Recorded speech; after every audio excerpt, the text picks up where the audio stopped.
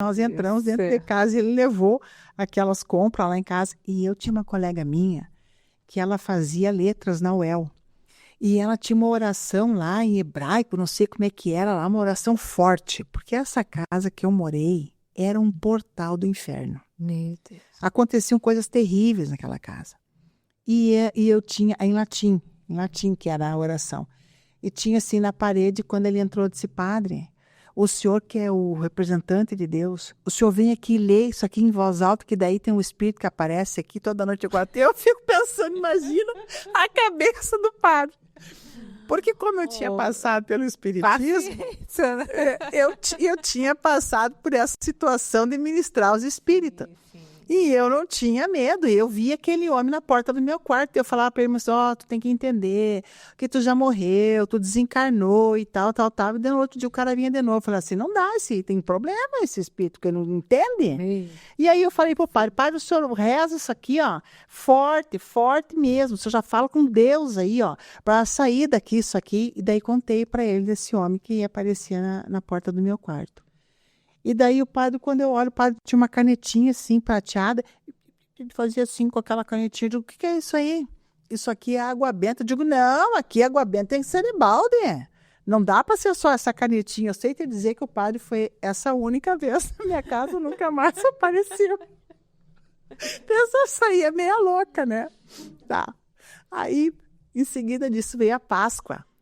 E daí, nós precisando de comida, não tinha dinheiro. Digo, vamos lá no padre, que o padre é representante de Deus, e lá na igreja de ter alguma coisa. Tudo. Tá. Aí o padre me enxergava, já começava a correr. Daí chegamos lá, tinha uma reunião. A senhora não pode entrar aí que tem uma reunião. De por que não? Eu, por acaso, eu não sou a filha de Deus? Não, a senhora é. Eu digo, então tá feito, eu sou, pronto. Não, a senhora não pode entrar, que é a reunião. Eu digo, agora é que eu tenho que entrar. Porque se é a reunião dos filhos de Deus, eu sou filha de Deus, eu vou entrar aí. E eu entrei naquela reunião e as pessoas me olharam com uma cara, como quem diz, quem é essa louca? E nisso tinha umas cortinas, assim, umas prateleiras com cortina, minhas crianças passaram a mão na cortina e enxergaram. Bolacha, Nescau, não sei o quê, porque eu acho que as pessoas entregavam ali, sabe? Enfim, montavam cesta básica. E daí, o padre, senhora, eu vou levar tudo isso aí para minha casa, porque eu estou com fome, não tenho dinheiro para comprar, e é Páscoa, agora Jesus morre, ressuscita, agora que a coisa vai ficar, né? Então, eu tenho que levar isso aí para minha casa. E as pessoas me olhando, eu falei, o que houve? Queria que eu fosse o quê? Esquelética? Sem dente? A pessoa, quando passa necessidade, ela não tem que ter um perfil para isso. Então, ali Deus me mostrando assim, que tudo aquilo que eu tinha vivido na minha casa, que eu não tinha tido falta de nada, e daquela vida que eu levava, né, daquele glamour, tudo, sem Deus não era nada. Nada. Eu fui embora com as crianças, carregando tudo aquilo, e no dia da Páscoa, eu me lembro que eu passei muito mal, me deu diarreia, me deu vômito, as crianças passaram mal. Quando foi 3 horas da tarde, aquilo terminou. Falei, tem que ter alguma coisa aí. Daí eu chamei de novo a presbítera lá na minha casa. E daí ela disse, nós vamos fazer uma célula aqui na tua casa. E eu falei, mas segunda-feira não pode ser. Porque segunda-feira nós vamos no Kardec aqui, que eles fazem sessão, e eu já treinei as crianças. Eles ficam ali, quando dá a palestra. Terminou a palestra, eles fazem a fila, vão dar os primeiros passos, nós passamos reto, daí tem uma mesa lá com comida, cada um pega um pouco, bota na mochilinha, bota na bolsinha e nós viemos embora. Era nesse nível a nossa vida naquele momento. Meu Deus. Aí ela disse, não, mas nós vamos fazer a célula aqui na tua casa e tu vai ver que vai ter as coisas e tal. E eu fumava, né? Nunca me disseram nada do cigarro.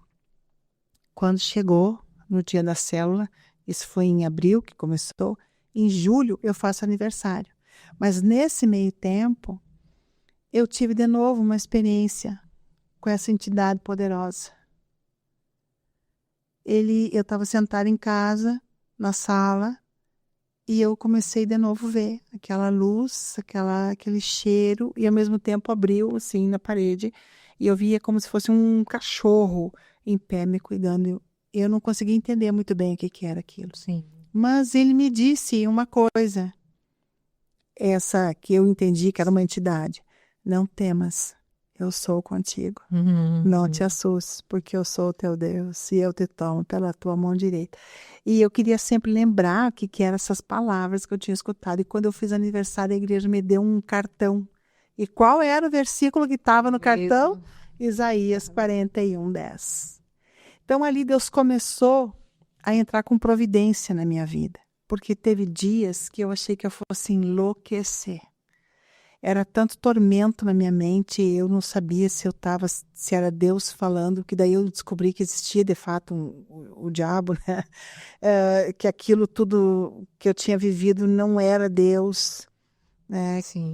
Aí eu comecei a entender na palavra que era aquilo, mas muito lentamente. Você não conhecia, né? Não. Ouvia falar. Não. Um dia o pastor Deus. perguntou para mim, Renata, tu leu Efésio? Daí eu falei, o Efésio? Eu tô lendo. Tu já leu a armadura de Deus? Digo, mas eu sempre vi Jesus vestido nos filmes, agora estava de armadura? Eu nem sabia que existia isso aí. Para te ver assim, como era muito longe de mim isso, né? Sim. E quando eu dei uma oferta pela primeira vez na igreja, eu fui dar testemunho que eu tinha dado uma oferenda para Jesus. Então, assim, o pessoal ria e tal, porque eu realmente não tinha parâmetro. Sim. Eu não entendia nada do que era aquilo. Mas Deus falava comigo, mesmo nessa ignorância.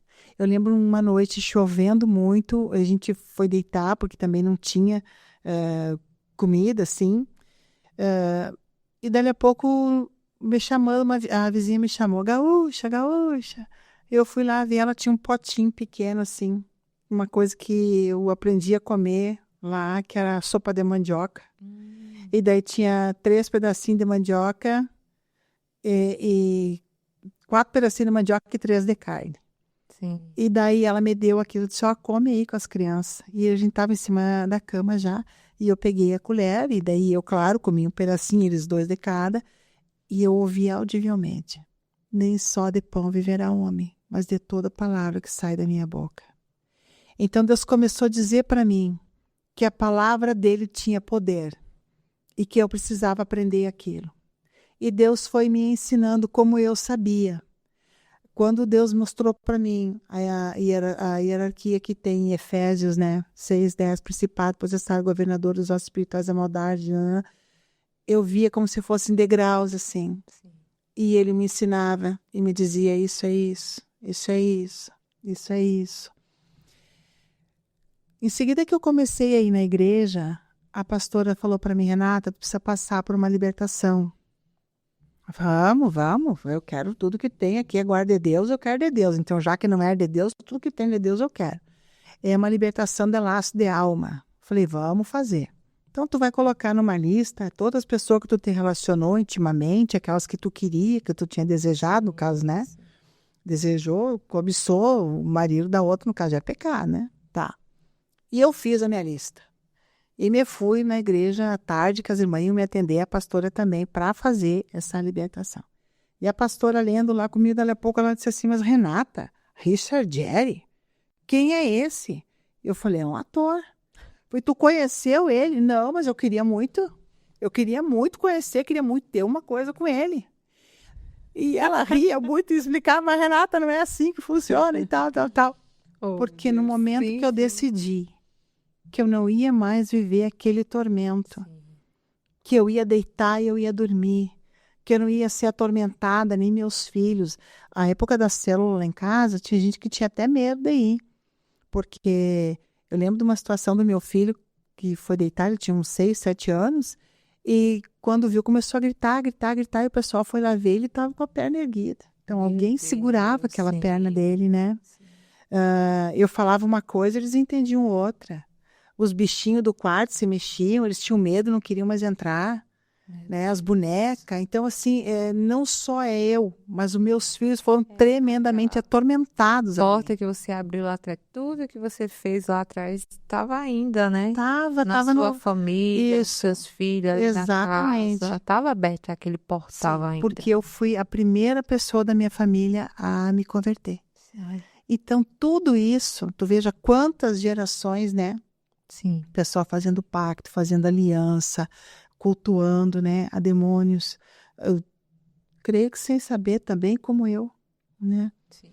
E ali naquela igreja ali, eu comecei a aprender o evangelho. Eu tinha uma Bíblia que uma amiga achou na rua e me deu. Tinha muitas passagens que nem tinha naquela Bíblia. Mas Deus começou a me ensinar ali. E eu comecei a ter entendimento de que tudo aquilo que eu tinha como dom, eu precisava ser ministrada naquilo. Sim. Então, tem um outro pastor que morava em Curitiba na época, e depois veio para Londrina, que começou a me levar nos seminários da Neuza Tioca. Então, eu vou te dizer assim que, no mínimo, 5 primeiros anos da minha conversão, era no mínimo de 2 a 3 seminários por ano. Isso sem falar nas vezes que eu fui a São Paulo, ela vinha muito a Londrina também, o pessoal da equipe dela, ali na Torraca e outras pessoas que faziam parte dessa equipe dela, né? Para eu ser ministrada. Eu não tinha entendimento da profundidade, da altura e da largura dos cativeiros que eu mesmo entrei por causa da minha vontade, do meu livre-arbítrio, daquilo que eu tinha escolhido viver. Né? Então, quando esses mentores, né, nessas libertações se manifestavam, eram terríveis aquelas ministrações. Mas em todo esse tempo, Deus me guardou e foi me ensinando. E é uma palavra que Deus sempre diz para mim: está consumado, ou seja, creia. Creia que essa é a verdade, creia que eu venci, creia que a minha palavra tem poder, creia que eu coloco o limite no mar, creia que eu sou todo-poderoso, né? Quem deu todo o poder para Jesus. E ali eu comecei a aprender que existiam coisas na minha vida que eu enxergava, mas que aquilo era eu que tinha que arrancar, era eu que tinha que tirar. E Deus trazia a maneira que eu tinha que fazer, o jeito que eu tinha que orar. Por que certas coisas permaneciam na minha vida? Porque existia algo no reino do Espírito que me prendia lá. Acusações, processos contra a minha vida.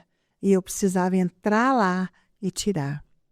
E eu comecei a ter outras experiências com Deus. Eu lembro de uma vez que eu estava andando pela rua, indo na casa de uma amiga minha, e passou uma família de carro por mim. E aí Deus falou para mim assim: e se eles morrerem agora, para onde será que eles vão? Eu falei: pois é, não sei. Para onde será que vão? É o Espírito Santo ministrando na minha vida. Todos os dias nós definimos a eternidade. Não é lá quando eu ficar doente, lá no final da minha vida, quando eu estiver velho. Todos os dias eu defino a eternidade. E eu achei aquilo tão forte, eu achei aquilo tão poderoso, eu achei aquilo tão perigoso. Aquela palavra falou tão forte comigo, aquela ministração, aquela presença. Eu cheguei na casa da minha amiga e contei para ela. Ela já começou: eu vou ter que me rever então, e tal, e tal, e tal. Um dia eu estou andando na rua, orando, e falei para o Espírito Santo, falei: eu te amo, tu é o meu amigo íntimo. Ele falou: eu não sou não. Eu falei: ó, diabo, sai da minha conversa. Não te mete aqui que é eu com Deus. E ele disse: não, sou eu que estou te dizendo. Porque um amigo íntimo tem segredo. Nem tudo que eu te falo é para te contar. E eu fiquei chocada com aquilo. Porque tem coisas que Deus fala para um homem, uma mulher de Deus, principalmente quando tem esse ministério profético. E tem dias que eu não sei se eu estou no céu, se eu estou na terra, o que está acontecendo. Porque para mim é muito claro as coisas. E não é que Deus não permitisse. É uma questão de relacionamento, tu entendeu? Sim. É uma questão de relacionamento. É quando ele chama para um secreto. É quando ele chama para um íntimo. É quando ele quer dizer quem ele é. Quem ele é. Eu passei tanta escassez nessa época, e daí começavam a me chamar para pregar. Eu falei: eu não vou lá, que eu vou ficar mentindo. Eu não tenho as coisas e vou lá dizer que tu prospera. Que ele perguntou para mim: tu está pregando sobre quem? Porque eu sou. É tremendo isso. É sobrenatural. É sobrenatural. É o que Deus é. É o que Deus é. Não, eu não falo sobre mim, Sim. porque eu não tenho nada. Tudo é sobre Ele, né? Glória a Deus. Tudo é. Tremendo. E ali Deus foi me ensinando. Foi me ensinando a confiar, a acreditar. e a orar. E a orar. Sim. Eu lembro de uma irmã que ligou para mim e falou: Renata, minha filha foi para essa filha dela, essa irmã assembleana, voltou para Jesus e foi para um seminário em Santa Catarina de Deões. E lá o diabo pegou ela. Meu Deus. E ela subiu num predinho lá de 2 andares, tirou a roupa, caiu, se quebrou tudo e saiu caminhando para o mar. O pessoal ficou chocado com aquilo. E conseguiram pegar ela, ela não está bem, está no hospital, está toda quebrada, eu preciso que você ore por ela. Meu Deus. E eu falei, amém, tá bem, irmã, eu vou orar. E comecei a orar, e Deus falou para mim, não é assim. Tu tem que orar como se ela fosse a tua filha. Tu tem que viver isso, tu tem que sentir isso. E naquele momento o Espírito Santo me ensinou a orar com choro, com gemido. E quando eu estava ali orando, ajoelhada na minha cama, aquilo subiu como um tiro diante de Deus. Então essa coisa da intercessão foi o que nasceu muito forte em mim. Muito forte. Eu lembro que também nós começamos uma igreja em Londrina e era num shopping. E então todo final de semana ia lá, orava um dia, tal, e um dia eu tô lá orando, ungindo, e tem igrejas que são assim, né? Tem o púlpito e as pessoas sentam atrás, né? E eu via que tinha uns homens sentados atrás do pastor, e eu pensava assim, mas a nossa igreja não é assim, porque será que aqueles homens estão lá? Depois eu entendi que não eram homens, que eram espíritos ali. E quando eu cheguei em casa, eu contei pro pastor, eu fiquei com medo daquilo. Falei, mas que os homens eram real. Não, Renata, vamos orar, clama o sangue de Jesus e tal, tá, tudo bem. E as crianças deitaram, e eu deitei para dormir, e eu deixei a porta aberta, e eu via no corredor, quando eu vejo, aparece aquele homem lá. Era o mesmo que estava lá. Só que a forma dele era diferente, então eu sabia que não era um demônio, era outra coisa. E eu estava orando e pedindo para Deus e pedindo, clamando no sangue de Jesus, e mandava sair. Quanto mais eu falava, mais ele vinha. O que eu me lembrei? De quando eu saía do corpo, das viagens astrais. Porque todo esse cativeiro aí do inferno eu conheci. Sim. E daí eu pedi para Deus repreender os demônios que tinham trazido ele ali, e que alguém fosse cutucar o corpo dele lá, porque eu lembrei do fio de prata. E ele sumiu dali. Então, Deus me deu muitas experiências para eu conseguir entender o que estava, de fato, acontecendo ali. Sim, e ali foi fechado ali, né? Isso. Através do choro, do arrependimento, da confissão de pecado, né? Isaías, capítulo 1, é um texto que salta aos meus olhos, né? Como que vai orar, né? Se está em pecado, então peça perdão, né? Clama o sangue do Cordeiro. Então a gente precisa sempre lembrar quem nós somos diante de Deus. E o Senhor, ele vai nos ensinando. Houve uma determinada situação que eu estou orando em casa. Primeiro eu tinha um material e eu vendi para um pastor. Eu já tive muita decepção também com o povo de Deus. E ele ficou de me pagar e não pagava, e não pagava, e não pagava, e não pagava. E tu sabe que o gaúcho só Deus para botar um limite no gaúcho, porque o gaúcho gosta de uma guerra. É os gadita, né? Nós vamos para cima. E eu pensava até em, enfim, chamar esse pastor, xingar, enfim. Por fim, eu coloquei um processo, então, em cima dele, para ele me pagar o que ele me devia. Se você gostou desse corte, te convido a assistir a continuação dele. É só você clicar no link que está na descrição desse vídeo. E não se esqueça de conhecer o nosso site, que é crentepodcast.com.br. Amém?